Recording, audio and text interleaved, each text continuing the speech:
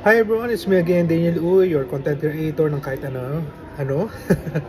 So today we are going to discuss the definition of contracts under Civil Code Article 1305.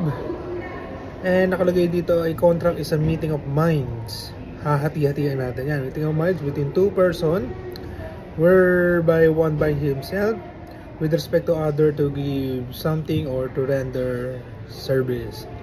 So first, pag-usapan natin yung ibig sabihin nung first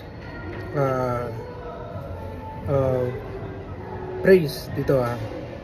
Contract is a meeting of minds. So dito, sinasabi na minds is pag usap kayo na isang tao at may gagawin kayo mga bagay like service and or kahit ano yan, basta legal, makatatawag na natin itong kontrata. For example, kailangan ko ng driver, mabayaran ko ng 1,000, ihatid ako sa ganito. Yun, kahit wala pong contract doon, dapat magbayad siya, 'di ba? For example din, taxi yan. Magandang example yan.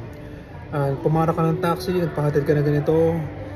And of course, yung walang kontrata yun. Di ba? Wala kayong pinipirmahan doon. Pero ihahatid ka niya. Ibibigay niya yung services na hiningi mo. Di ba? So doon pa lang may kontrata na yun. Between two persons whereby one by himself.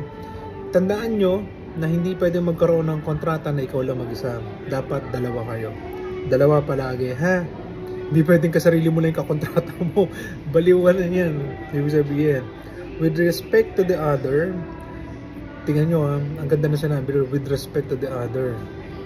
Kailangan sa kontrata, nire-respeto natin yung napagkasunduan. To give something, or to render some services. Yan po yung ibig sabihin ng kontrata natin. So may mga malalalim na explanation pa dyan. So pag-aralan natin susunod na video.